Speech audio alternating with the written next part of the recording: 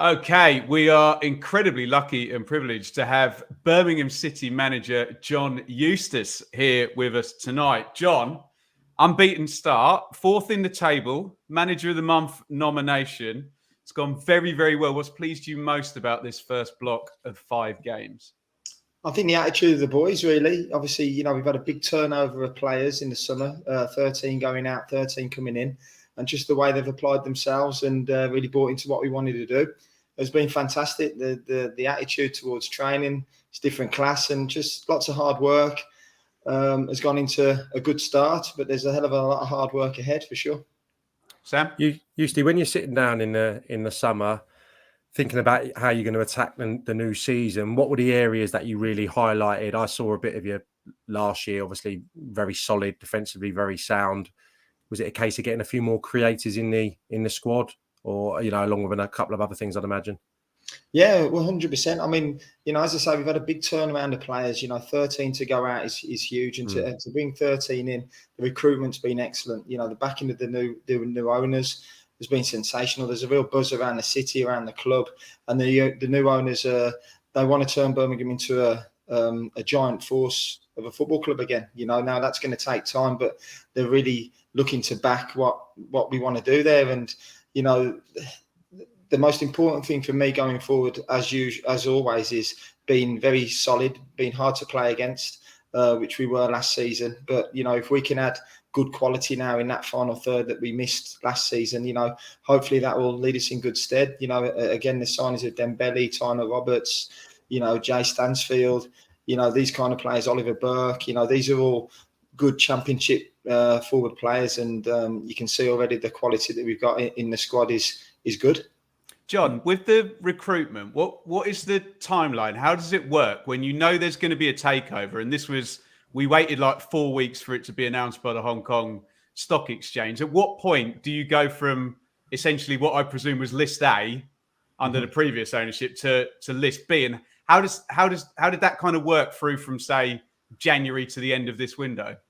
Yeah, well, listen, it happened in the summer. Obviously, as soon as the takeover happened and it was all official, we were back at pre-season. So, we've still in financial fair play restrictions. We still have to be very, very tight with our budget. So, the work that Craig Garner done as the director of football and Frank McParland, as the head of recruitment, it's been sensational, really. So, the work they've put in over the last 2 months has been great. And, we've been very fortunate that all the targets that they've gone for have all wanted to come to the club. They can see what's happening at the football club at the moment. And, as I say, the football club itself is in a real good place with the new owners coming in. Eustace, knowing you like I did back in the day for the viewers, when I was at Luton and you were at Watford, one of the most unassuming, consummate professionals that I came across. So I have been amused seeing Tom Brady come in and become a part of it, because I just think the contrast between you two. Please tell me you've been for like an amazing dinner with him or something like that, or on a yacht or something. I know you're about 200 miles from the sea, but you know what I mean.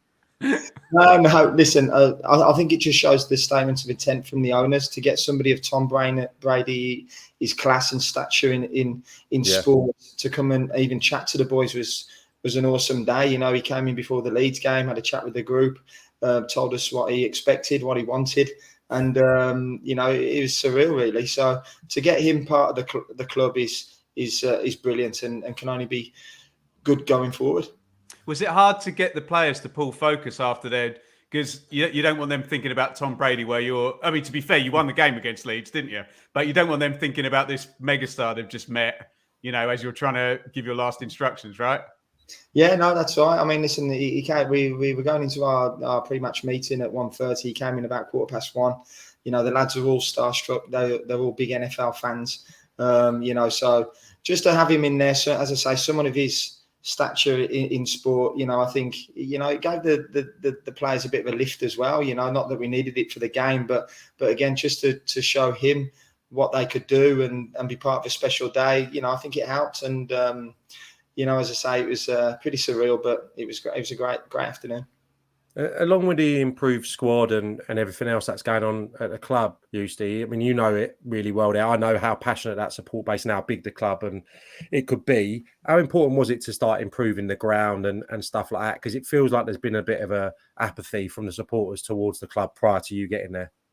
Yeah, when I came into the job 14 months ago now, I wanted to get that connection back with the players and the fans, and we did that. Now with the new owners coming in, it's about being one and the football club being connected with the fans again, and you can really feel and see that the work that they've put in the stadium, laid a new pitch, the work around the stadium has been awesome, the new training ground, so they really care. They really care about this football club, and they want to make it huge. And they know that there's a lot of hard work that has to be put into the club, and they're doing it. They're spending a lot of money in the right areas and making it a real football club again. John, do you subscribe to the view that the level of the Championship this year is at a fair high? We've obviously had COVID and, like you said, the impact of the FFP rules. And 2 of the parachute teams didn't go up last year. 3 good ones have come down. Obviously, then you've got Plymouth and Ipswich and Sheffield Wednesday, big clubs and clubs with momentum. Do you agree that it got much harder this year? I think so. I mean, listen, I've been in the Championship for 20 years, and the Championship is the most difficult league in Europe for sure. And until you're in it week in, week out, you probably don't even realise that. And it doesn't matter what year it is. This Championship is ruthless and it's relentless. And the top teams can beat anyone and the bottom teams can beat anyone on their day. So, it's just important that us as a football club, we go about our business in the right way. We're competitive in every game we play. And, we try and keep that togetherness. And up to now and all of last season, we've done that. And we just want to build in the right way and, see where it takes us. Eustace, there was obviously a bit of speculation when you were working at QPR. Other than the obvious geographical plus, why was Birmingham the one? Because there were some big clubs and big clubs that obviously had problems maybe above the surface, like Birmingham as well. But why was this the one that you wanted to really have a crack at? Yeah, because I'm from Birmingham. I'm a Birmingham lad. I know what it means to the people of the city, the community. And I've got lots of Birmingham fans in my family. And you're right. Sammy, I had some really good options throughout my time at QPR to move to some fantastic Championship clubs, and Birmingham just stood out. I know the potential of this football club, and given the right resources and the right backing, which we've certainly got now, this club can go as far as it wants with the fan base we've got. So I want to be part of that going forward. I want to help rebuild this fantastic football club, and it's not going to be done in the short term. It's got to be done over a 2, 3, 4 year period and done properly. And I want to be part of that. I want you to break the mold here. When we knew each other, like back in the day, when we were both still playing, did you know, because I know you were going through a difficult time at Watford, if memory serves me right, and you forced your way in, you become captain for a number of years, then went off to Darby, did the same. Did you know around then, late 20s, early 30s or whatever it was, that you were going to be a manager?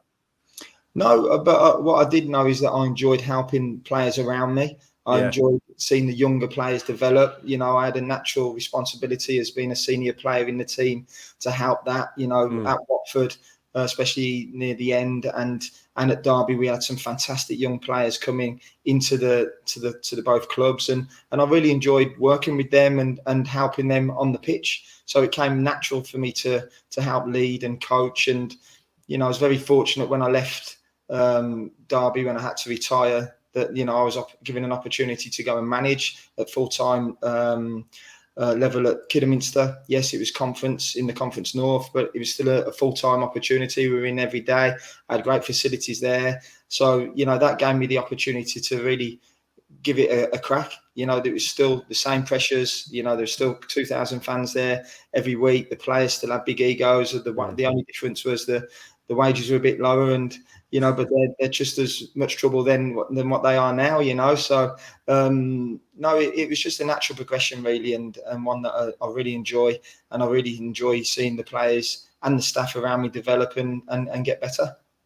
John, part of the good start, you've won with late goals against Leeds and against Plymouth, and both scored by players you popped in as substitutes. Are you were they pre-planned subs, or was that off the cuff? And can you tell us how you ended up in with the fans after the goal against Plymouth?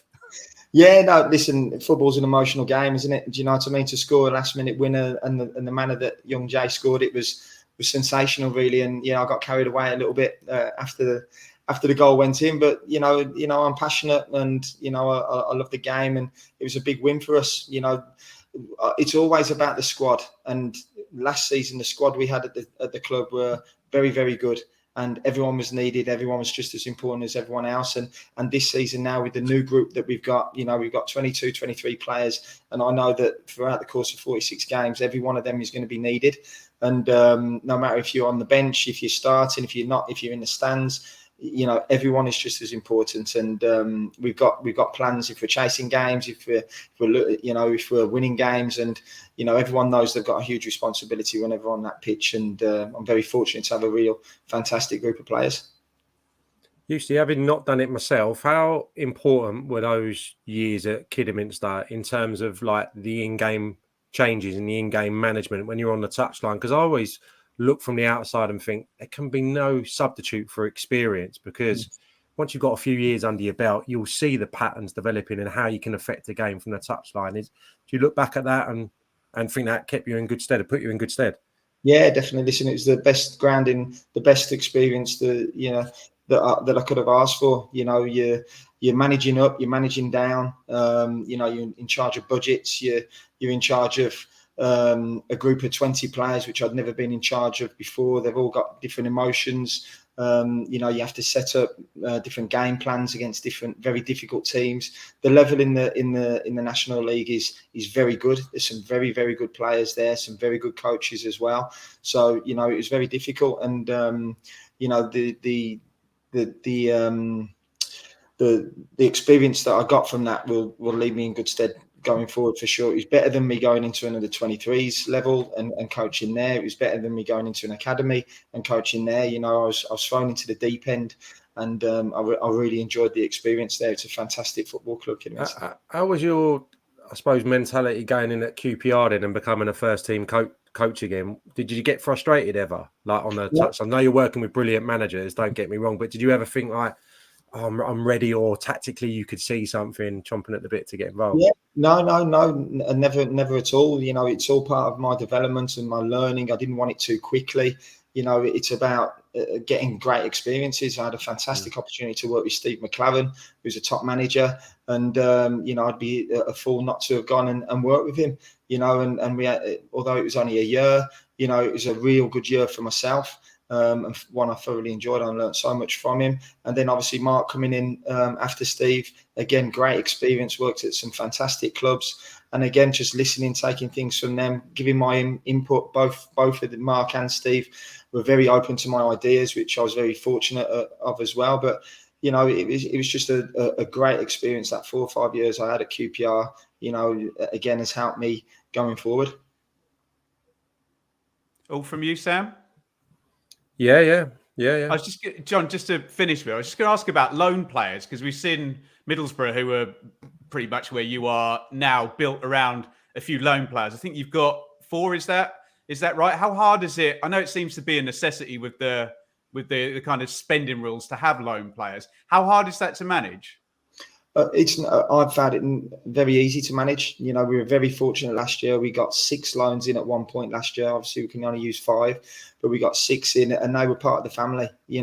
Although they come with a loan tag, anyone who comes into the environment at Birmingham knows that it doesn't matter if they're on loan or not. They're very, very important to this group, and to see them loan players improve and go on, the likes of Hannibal, Austin Trusty, them kind of players, that they've really benefited from the experience that they had at Birmingham, but the way they applied themselves as well was second to none. And we've got 4 good loans in now, and they're exactly the same. Their job is to come in, develop, help the group, but be just as important as anyone else. And I think that's the key to it. How do you sorry, Ben, how do you attack like an international break so early, Eustace? Is it nice to have a little break and I suppose try and integrate a few of the newer players, or is it that momentum that you're maybe losing, considering you've had such a great start? No, it's important that we get a break. You know, we've had a lot of games. You know, the squad, we've signed players who need fitness. You know, a lot of the signing, 3 or 4 of our signings are injured at the moment, so it gives us time to get them back up to speed as well. So the breaks come at a good time for us. You know, we were very short going into the Plymouth and the last game. Who did we play last time? Millwall. I was there, John. So we were very short in them teams, and so it's important that we get 4 or 5 of our new signings back and part of the squad, allowing us to kick on again. When we come back after the international break, we've got 3 games in 6 days. 2 really tough away games on the Saturday at Watford and Tuesday at Preston. And then we have QPR at home on the Friday. So, as I say, the Championship's relentless and there's no time for rest. So it's important that these 2 weeks now we can get some of our players back to help in them games. So, John, you're pre-recorded. We'll be going out live tonight and there'll be loads of Birmingham fans. Would you believe it? The Birmingham fans are happy bunch at the moment. I'll let Sam say goodbye to you probably in a minute. But have you just got a message for the Blues fans watching live? Yeah, listen, thanks ever so much for your support since I've been at the football club. The football club's a real special club to me, and I want to help build this football club to get it back to where it should be, and everyone knows where that should be, but it's going to take time. But with the support, the support that we've got at the club is absolutely outstanding, and that's helped us throughout the last 12 months, and it's going to get us through the next 12 months. Brilliant, mate. Thanks so much for coming on. Best of luck for the rest of the season, apart from when you play the Super Hoops, of course. No problems, Parky. Cheers, mate.